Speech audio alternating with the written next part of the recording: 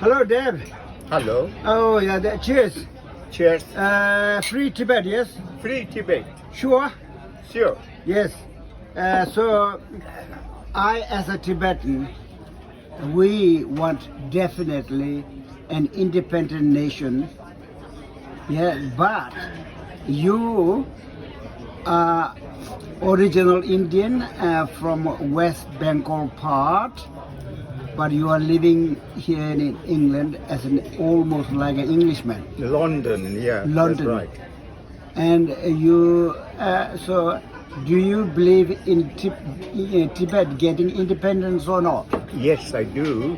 Because when I was young, 18-year-old, I have been working with the Tibetan refugees in Ladakh, in Sikkim, and I have seen the refugees coming in.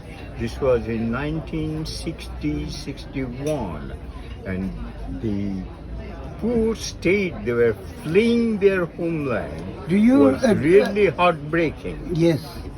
Do you believe that they are just refugees, or they are just like you and just like everybody else, whose home is invaded by its evil neighbor, and they deserve to be liberated?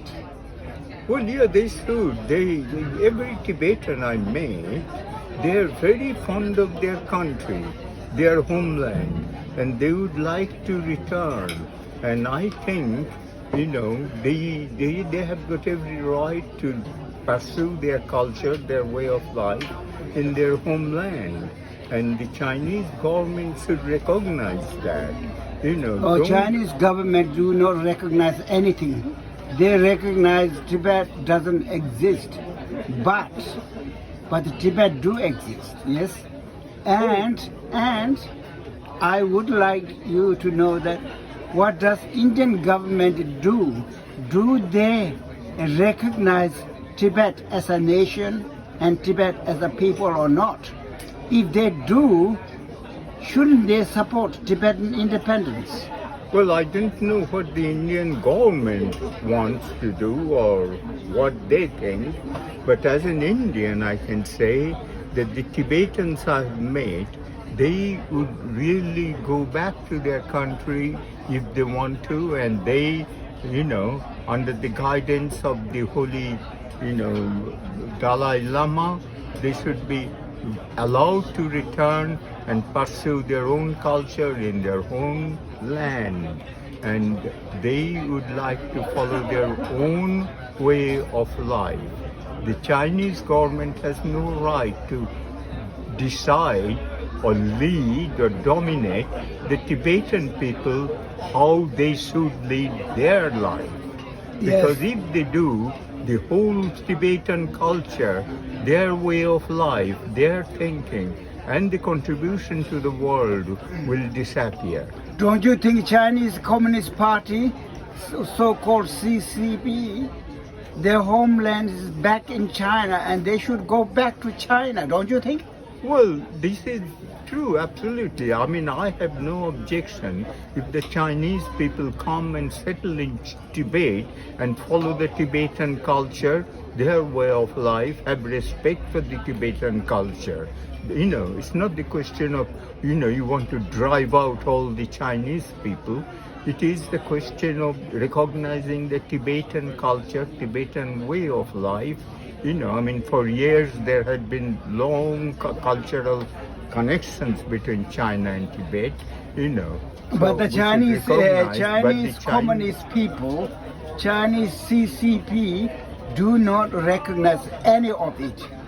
They regard Tibet as part of China, and Tibetans are Chinese. Well, it's called genocide. And truly genocide is taking place, don't you think?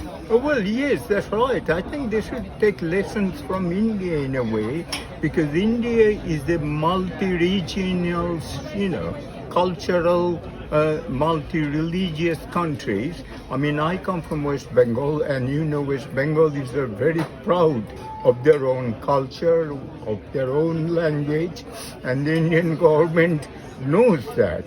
I mean, they have got their allegiance, and the China should really do the same thing. They should allow the Tibetan culture to flourish, Tibetan, in their homeland, and install Dalai Lama as the head, if he wants to do that. And Well, we believe in democracy, liberty, and freedom Fraternity. of movement and speech, and that's more important. Tibet as a people and a nation. well, this is it. So- I mean, it's not the China or no China. Tibet is the priority, and Tibetan culture must flourish. Tibetan people would have the say, have the ultimate say in their country, in their territory, what the way they want to lead their life and how they would try to associate with Yes, the neighbors. thank you very much. I have to make it short. Thank so there is a time limit, and so I have to stop it, young I man. must thank here all the Tibetan men and women I have met over so many years, and I have got so much love for them. Thank you. Thank you.